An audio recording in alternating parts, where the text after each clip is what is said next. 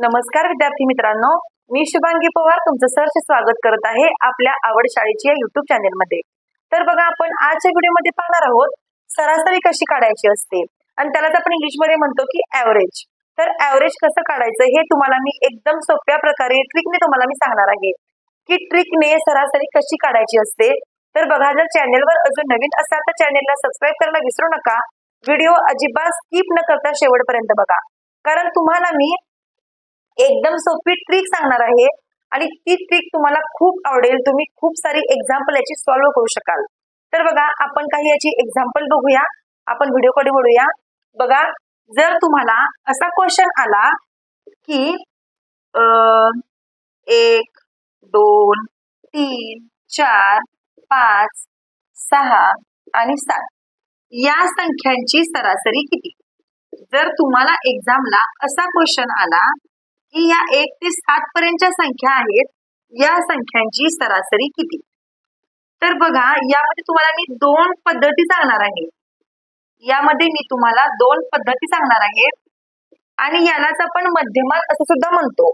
सरासरी काढणे म्हणजेच काय, मध्यमान काढणे। तर बघा, यामध्ये तुम्हाला मी एकदम सोपी ट्रिक पण सांगणार आहे। बघा, इथं तुम्हाला 1 2 3 4 5 6 आणि 7 इथपर्यंत संख्या दिलेल्या आहेत। तर काय करायचं, उजवीकडच्या संख्या निम्म्या करायच्या आणि डावीकडच्या संख्या निम्म्या करायच्या। आता इथं टोटल 7 संख्या आहेत, म्हणजे आपण 3-3 चे गट करू शकतो। 5 ते 7 चा एक गट आणि 1 2 3 चा एक गट आपण करू शकतो। आणि जी मध्ये जी संख्या राहते सेंटरला, ती असते सरासरी।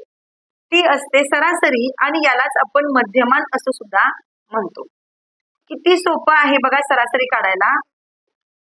हे तुम्हाला कोणत्याही पुस्तकात सांगितलेलं नाहीये, ही तुम्हाला मी ट्रिक सांगितलेली आहे। ही ट्रिक एकदम सोप्या प्रकारे तुम्हाला यावं, त्यामुळे तुम्हाला मी सांगितलेलं आहे की सरासरी कशी काढायची असते। जर तुम्हाला एक्झामला आलं या प्रकारे तर तुम्ही असं काढू शकता, किंवा किंवा अजून तुम्ही एका प्रकारे काढू शकता। बघा, पहिली संख्या आणि शेवटची संख्या प्लस करायची। इथं 1 आहे, 1 + 7 करायचं। पहिली संख्या आणि शेवटची संख्या यांची ऍडिशन करायची।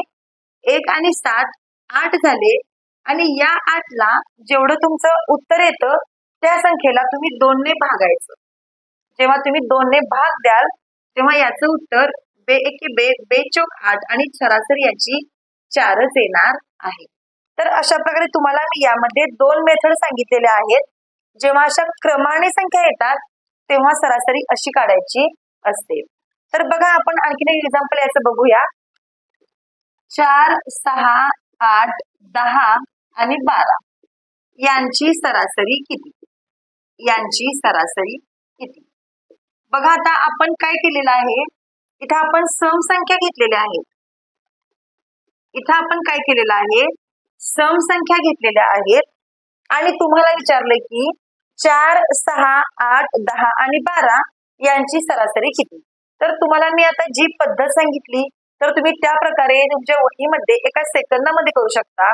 बघा, 4 6 8 10 आणि 12 तुम्हाला काय सांगितलं होतं मी, ह्या ज्या संख्या आहेत त्याचे काय करा, उजव्या साईडला त्याचे गट करा आणि डाव्या साईडला त्याचे गट करा। 10 आणि 12 याचा एक गट करू आपण। 4 आणि 6 चा एक गट झाला। जी मध्ये संख्या राहते सेंटरला ती असते आपली सरासरी, म्हणजे 8 ही काय आहे, सरासरी आहे। आणि तुम्हाला मी सांगितलेल्या पद्धतीप्रमाणे पण तुम्ही करू शकता, ती आहे आपली ट्रिक। तर बघा, 4 + 12 तुम्हाला काय सांगितलं, पहिली संख्या आणि शेवटची संख्या याच्या तुम्ही ऍडिशन करा आणि काय करा, त्याला 2 ने आपल्याला भागायचं आहे। 12 आणि 4 16 झाले। या 16 ला तुम्ही 2 ने भागू शकता। बे एके बे आणि बे अठ्ठी 16। तर अशा प्रकारे याचं उत्तर 8 आलेलं आहे। मग तुम्ही यापेक्षा इथं पटकन करू शकता। तुम्हाला दोन्हीपैकी जी मेथड योग्य वाटेल तुम्ही त्या प्रकारे करू शकता। तर आता बघा, आपण थोडासा वेगळा प्रश्न बघूया।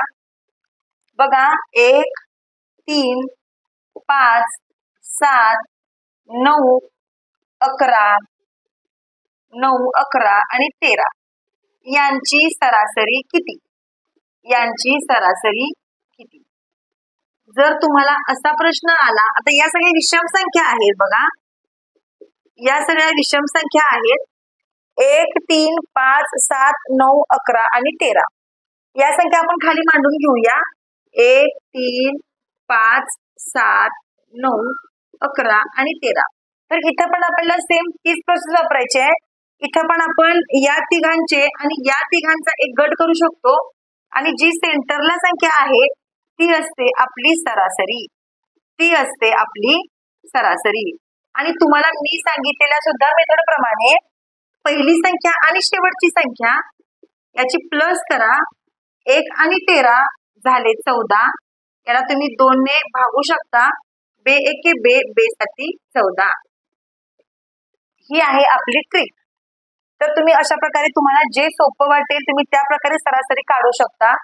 आता बघा, जर तुम्हाला असं दिलं असेल, जर तुम्हाला समजा 11 पर्यंत संख्या दिल्या, तर तुम्ही म्हणाल या सगळ्या मगापासूनच्या मोठ्या संख्या ते समान गट व्हायचे त्याचे.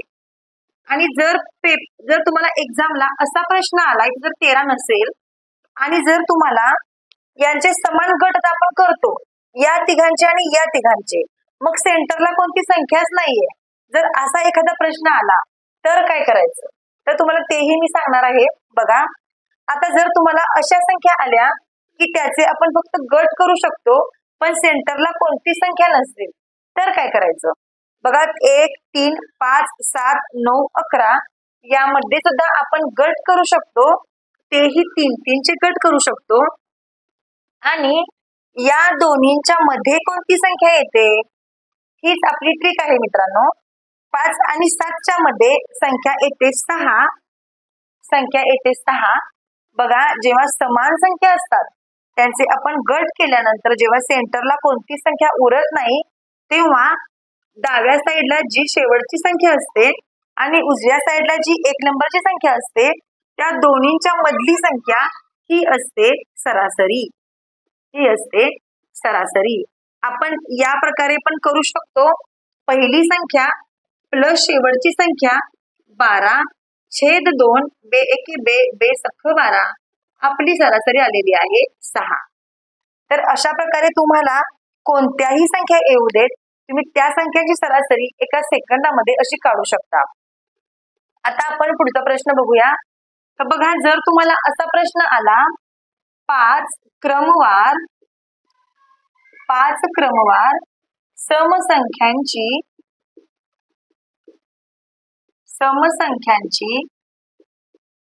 सरासरी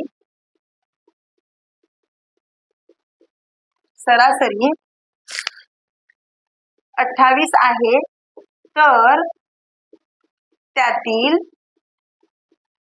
तर त्यातील सर्वात लहान संख्या कोणती? सर्वात लहान संख्या कोणती? बघा, तर जर तुम्हाला असा प्रश्न आला तर काय करायचं ते बघा. प्रश्न काय आपला, 5 क्रमवार समसंख्यांची सरासरी 28 आहे, तर त्यातील सर्वात लहान संख्या कोणती? आता आपण काय करायचं, सरासरी कुठे असते, सेंटरला असते. 28 काय आहे, सरासरी आहे, ती आपण सेंटरला लिहू. टोटल संख्या तर 5च आहेत आणि त्याही सम संख्या आहेत. मग आपण काय करायचं, 28 नंतर 2 संख्या क्रमवार समसंख्या घ्यायच्या आणि 28च्या अगोदरच्या क्रमवार संख्या आपण घ्यायच्या समसंख्या. आता 28 नंतर समसंख्या कोणती आहे क्रमवार, 30 आहे आणि 30 नंतर 32 आहे आणि 28च्या अगोदर कोणती असणार आहे, 26 असणार आहे आणि 26च्या अगोदर कोणती असणार आहे, तर 24 असणार आहे. तर या झाल्या 5 समक्रमवार संख्या आणि यांची सरासरी 28 आहे. कारण यांचे 2 गट आपण केले, यांचे 2 आपण गट केले, संख्या आहे 28, सरासरी आहे 28. मग आपल्याला प्रश्न काय विचारलाय की त्यातील सर्वात लहान संख्या कोणती? मग यामधली सर्वात लहान संख्या कोणती आहे, तर 24 आहे. म्हणून आपलं 24 हे काय आहे, आन्सर आहे. 24 हे आपलं आन्सर आहे. तर अशा प्रकारे तुम्ही तुमचं आन्सर काढू शकता. आपण पुढचा प्रश्न बघूया आता. बघा आपला प्रश्न काय आहे. 3च्या फरकाने येणाऱ्या 7 क्रमवार संख्यांची सरासरी 45 आहे, तर सर्वात मोठी संख्या कोणती? असा आपला प्रश्न आहे. तर आता बघा इथं 3च्या फरकाने 7 क्रमवार संख्या आपल्याला घ्यायच्या. मग आता आपण सरासरी सेंटरला लिहूया अगोदर. सरासरी आहे 45. सरासरी आहे 45. आता आपल्याला काय करायचं आहे, 7 क्रमवार संख्या आहेत, मग संख्या सेंटरला आहे 45, म्हणजे आपल्याला काय करायचं आहे, इकडं 3 संख्या आणि इकडं 3 संख्या आपल्याला लिहाव्या लागतील. 3 आणि 3 6 झाल्या आणि ही एक सेंटरची 7वी संख्या. अशा प्रकारे त्या 7 संख्या असणार आहेत. आता 45 नंतर 3च्या फरकाने संख्या कोणती येते? 48. 48 नंतर येते 51. 51 नंतर येते 54. तर या संख्या झाल्या 3च्या फरकाने. आता इकडं पण आपल्याला सेम तसंच लिहायचं आहे. 45 मधून आपण जेव्हा 3 मायनस करतो तेव्हा होतं 42, आणि जेव्हा आपण 42 मधून 3 मायनस करतो तेव्हा येतं 39. तर बघा या 2 संख्या सोडल्या. आता इकडं अजून एक संख्या राहिली आपली. 39 मधून जेव्हा आपण 3 मायनस करतो संख्या इथे येते 36. बघा आता या सगळ्या संख्या झाल्या 3च्या पटीतल्या. बघा आता आपण या 3 संख्या सेपरेट करू, या 3 संख्या सेपरेट करू. जी सेंटरला संख्या आहे ती आहे सरासरी. मग आपल्याला प्रश्न काय विचारलाय, सर्वात मोठी संख्या कोणती? आता यामधली सर्वात मोठी संख्या आहे 54, आणि हेच आपलं आन्सर असणार आहे. तर अशा प्रकारे बघा तुम्हाला सरासरीवर कोणताही क्वेश्चन येऊ दे, तुम्ही अशा प्रकारे तो क्वेश्चन सॉल्व्ह करू शकता. तर बघा जर तुम्हाला व्हिडिओ आवडला असेल तर नक्कीच लाईक करा व्हिडिओला. तुम्ही अशा प्रकारच्या भरपूर एक्झाम्पलचा सराव सुद्धा करू शकता. तर बघा हा व्हिडिओ जास्तीत जास्त लोकांपर्यंत तुम्ही शेअर करू शकता. तर मग आपण असंच भेटू आणखीन एका नवीन व्हिडिओ सोबत. तोपर्यंत धन्यवाद.